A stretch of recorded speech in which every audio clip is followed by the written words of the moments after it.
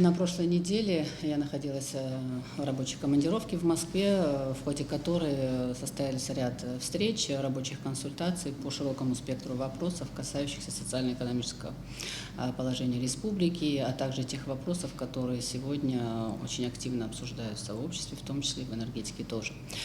Значит, первая встреча, это была встреча в Министерстве энергетики Российской Федерации с заместителем министра Грабчаком Евгением Петровичем. Как вы знаете, в контексте этой встречи обсуждался вопрос по ремонту ВЛ Чегвары.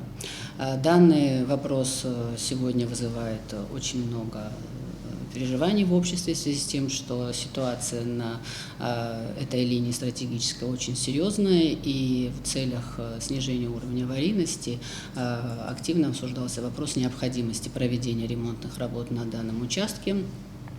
И, соответственно, плюс важным обстоятельством являлось то, что в рамках остановки Ингургэс наиболее подходящая техническая возможность без дополнительных отключений электроэнергии, провести работы именно в этот период. В результате проведенной работы удалось решить следующее. Мы будем проводить ремонтные работы ВЛ Чегвара в этот период. А на данный момент, в связи с тем, что необходимо провести определенные организационные мероприятия по корректировке инвестиционной программы, мы пришли к решению следующего характера. Министерство энергетики окажет нам поддержку в приобретении материалов на данном этапе. Данный список был сформирован Черноморэнерго, исходя из сметной документации, которая была ранее подготовлена. Данный список материалов был предварительно проработан с российской компанией Россети, определены объемы, параметры и номенклатура материалов. Соответственно, в рамках достигнутых договоренностей будет произведено приобретение этих материалов, и в марте мы ожидаем их поставку в Абхазию. Соответственно, работы будут проводить непосредственно уже по монтажу провода и, соответственно, грозозащиты работники компании Черноморэнерго. А мы в спокойном порядке будем проводить все необходимые организационные мероприятия по корректировке инвестпрограммы с целью потом компенсации данного объема средств. То есть на данный момент, в принципе, данная процедура запущена, сейчас будут подписаны соответствующие контракты, и будем ожидать поставку материалов в марте месяце, чтобы успеть в течение 1,5 месяцев провести все необходимые работы на объекте. В рамках встречи в Минэнерго как раз обсуждался самый главный вопрос. Это сегодня острая необходимость была решить вопрос источника финансирования ремонтных работ на ВЛ Чегвара. Предварительно мы данное мероприятие согласовали, и осталось только, в принципе, приступить к их реализации. Кристина Константиновна, недавно в сети появилось сообщение от помощника, заместителя, руководителя администрации президента о том, что ту энергию, которую мы получали до того, как включился переток, то что она полностью оплачена. То есть у нас никакого долга не образуется. Нет, смотрите, к сожалению, переток, как вы знаете, электроэнергии фактически в республику осуществляется с 2016 года. Ежегодно в период дефицита, в осенне-зимний период, республика получала электроэнергию из Российской Федерации.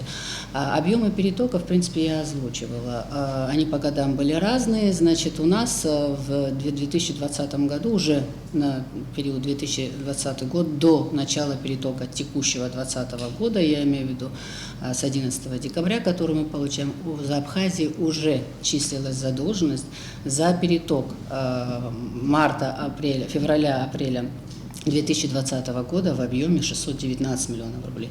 Плюс еще не была погашена, но была предусмотрена в рамках инвестпрограммы, было предусмотрено финансирование задолженности прошлого периода в объеме 190 миллионов рублей.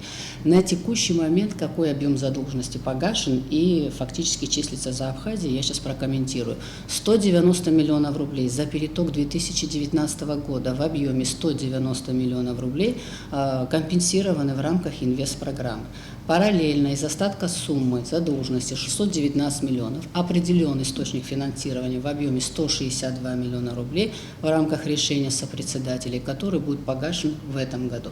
Остальной остаток задолженности пока без источника финансирования, и, соответственно, текущий переток тоже. Но вы знаете, что президент Республики Абхазия обращался к руководству Российской Федерации, а в связи с тем, что у нас нет соответствующих финансовых средств, о возможности рассмотрения, значит, вопроса данной задолженности. Мы надеемся, что вопрос будет рассматриваться именно в таком контексте.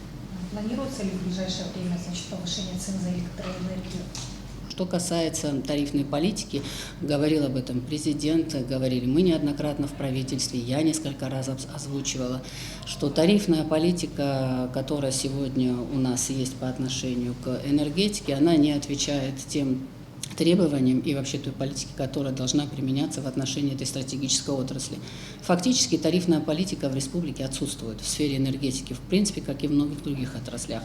У нас, понимаете, все, что касается тарифов, всегда упирается в социальную составляющую, и она абсолютно обоснована, потому что понятно, что на фоне тех заработных плат, на фоне тех пенсий, которые мы фактически сегодня оплачиваем и выплачиваем работникам бюджетной сферы, социально незащищенным слоям населения, конечно, говорить о серьезной, актуальной тарифной политике, которая соответствовала бы требованиям в этой отрасли, конечно, говорить сложно. Но не двигаться и стоять на месте и ждать, что за нас кто-то эту проблему решит, конечно, тоже неверно. Представьте себе, что тарифы на электроэнергию, которыми мы с вами сегодня пользовались, были утверждены в 2011 году. Ни много ни мало, а это 10 лет назад. И понятно, что соответственно, себестоимость электроэнергии, она в разы отличается от той, которую мы сегодня официально используем в качестве тарифа. И в такой ситуации требовать от энергетиков адекватной работы и, соответственно, электроэнергии, подачи ее постоянно, бесперебойной в том напряжении, в каком она требуется, наверное, не совсем будет обосновано, хотя такие требования к ним у нас, безусловно, есть. Что касается текущей ситуации и то, как правительство на эту проблематику смотрит, конечно, мы должны все-таки принять концепцию тарифной политики, определить, как государство будет выстраивать эту систему в ближайшей перспективе. Понятно, что тариф в объеме 40 копеек не может быть без изменений. Мы, конечно, будем инициировать изменения тарифов, но будем это обсуждать с депутатами парламента. Конечно, будем очень серьезно в правительстве обсуждать эту тематику и выйдем на некий среднесрочный план реализации тарифной политики с целью применения более адекватных тарифов в этой сфере, хотя бы для того, чтобы мы могли оплачивать себестоимость киловатта, я уже о прибыли, конечно, говорю. Но есть и другая важная составляющая, все это, конечно, знают, это не платежи. Даже при том низком тарифе, который сегодня есть в республике, у нас уровень неплатежей очень высокий. Понятно, что уровень администрирования тоже, наверное, низкий, и, безусловно, в этом направлении компании предстоит провести очень большую работу. Но мы тоже должны себя приучить к тому, что электроэнергия – это товар. Такой же товар, как любой другой, который мы покупаем, и, соответственно, за электроэнергию нужно платить. Это, на мой взгляд, очень важное обстоятельство, которое мы должны, безусловно, выдерживать и реализовывать именно в таком направлении. В Минэкономразвитии Российской Федерации также состоялась встреча. Как вы знаете, там произошли кадровые изменения. Значит, первый заместитель министра экономического развития, который курировал Республику Абхазия, Бабич Михаил Викторович, он сейчас уже работает в другом российском ведомстве, и, соответственно, Абхазию поручили в качестве, значит, координации действий, значит, Назарову Сергею Макаровичу. У нас с ним произошла первая ознакомительная встреча, в ходе которой мы обсудили весь комплекс вопросов, по которым мы взаимодействуем, и конкретно, предметно касаясь уже деталей встречи, хочу сказать, что в этом смысле мы обсудили основные направления, которые сегодня требуют оперативного решения. Безусловно, первое – это, конечно, текущая инвестиционная программа содействия социально-экономическому развитию, которая будет реализована в 2021 году, а в объеме финансирования 1,3 миллиарда рублей. Мы определили готовность проектно-сметной документации, готовность абхазской стороны к началу реализации данной программы. В принципе, я в недавнем своем выступлении об этом говорила, что, в принципе, абхазская сторона практически готова к началу реализации инвестпрограммы 2021 года.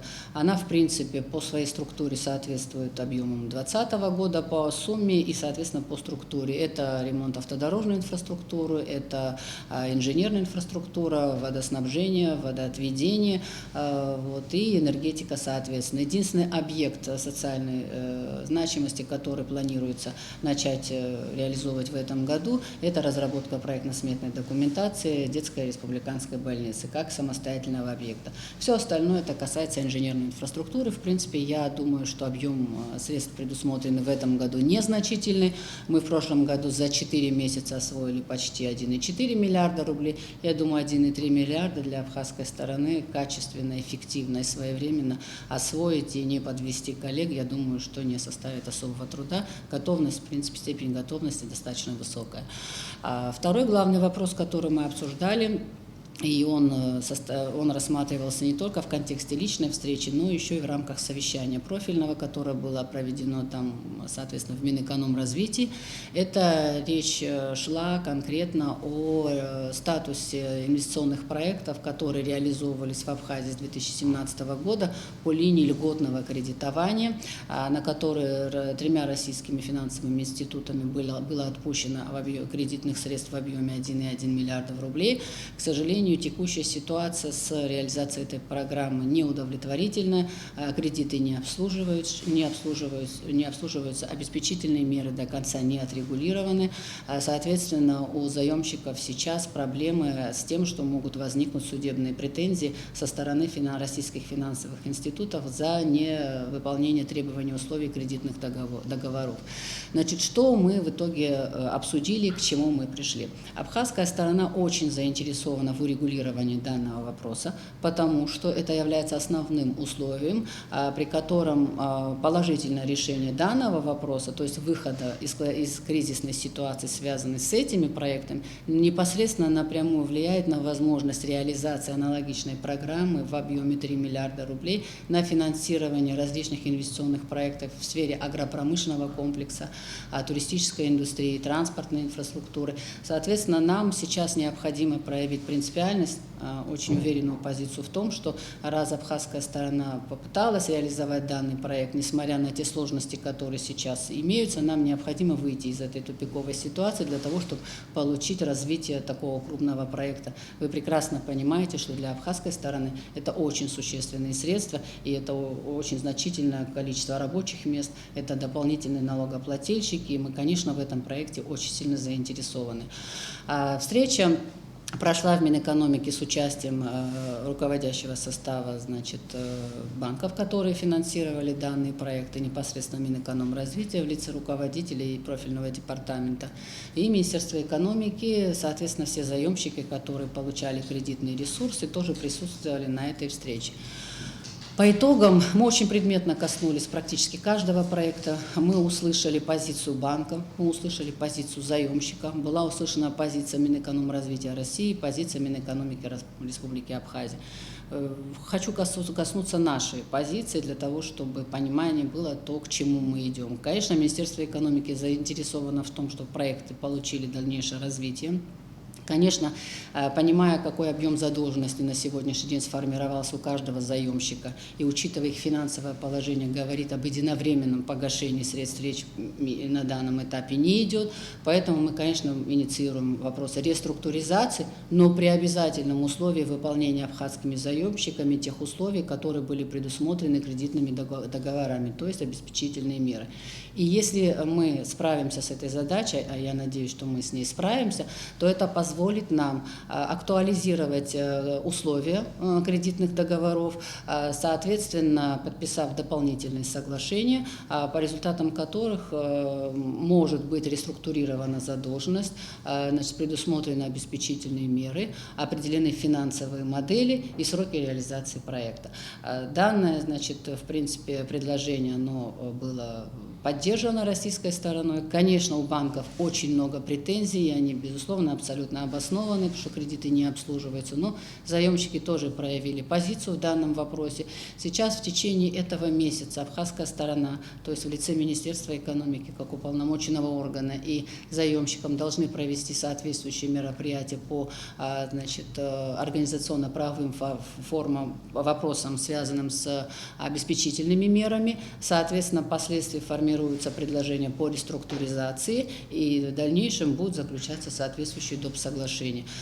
По тем проектам, которым не будут выполнены эти условия, я, в принципе, это озвучивала и не скрываю, позиция Министерства экономики будет очень жесткая. Значит, если мы поддерживаем проект, значит, заемщики работают в этом направлении, придерживаясь тех условий, которые мы обозначаем. Если эти условия не выдерживаются, значит, заемщик принимает все значит, обязательства на себя и несет самостоятельно ответственность за принимаемые решения. Также состоялась встреча в Минтрансе. Я встречалась с заместителем министра транспорта Российской Федерации Токаревым. Значит, мы обсуждали вопросы реконструкции старого моста на реке Псо. Данное предложение также было инициировано президентом Республики Абхазия в ноябре в рамках встречи с президентом Российской Федерации Владимиром Владимировичем Путиным. О чем речь идет? Речь идет о том, что мы инициировали не просто реконструкцию моста для того, чтобы он функционировал, а именно возможностью расширения пропускной способности значит, границы на реке Псо, потому что, как мы с вами знаем, особенно в летний туристический сезон и в зимний период, когда у нас увеличивается нагрузка, мы видим, что пропускная способность уже не соответствует фактическим потребностям этого погранперехода, и, соответственно, вот в контексте вот этой задачи мы обсуждали пути решения этого вопроса. Мы абсолютно понимание видим со стороны российских коллег и профильного министерства, конкретно Министерства транспорта Российской Федерации. На данный момент абхазская сторона предоставила объемы значит, движения грузов и пассажиров через этот пограничный переход с возможностью перспективы увеличения, с учетом той динамики, которая сформировалась на протяжении последних 6 лет. Вот, соответственно, российская сторона сейчас в лице профильного департамента готовит обоснование инвестиций, после которого будет российская сторона самостоятельно определять источник финансирования на разработку проектно-сметной документации по реконструкции моста и расширению пропускной способности пешеходного перехода на реке Псо. Соответственно, вот в контексте вот этих договоренностей мы ожидаем, что в ближайшее время тоже будем понимать, когда приступит Минтранс к решению данной задачи. У меня состоялась встреча в Росавиации с руководителем Нерадько Александром Васильевичем. Значит, я, в принципе, ранее тоже говорила, что у нас идет большая совместная работа по реализации данного проекта.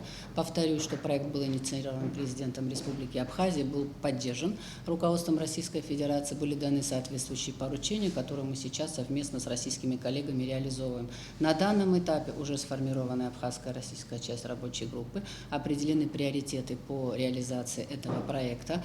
Значит, что мы обсуждали непосредственно сейчас в Москве? Вы знаете, мы фактически дали сейчас объявление о наборе специалистов для прохождения учебы в вузах Российской Федерации, для подготовки специалистов наших.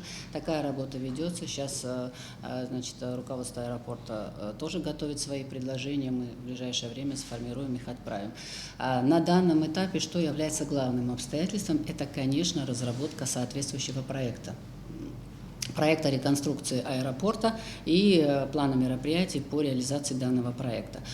Первый, фактически, он в виде дорожной карты отработан, там определены значит, те обязательства, которые должны выполнить стороны для того, чтобы проект развивался, и, соответственно, мы имели определенные результаты по каждому этапу его движения.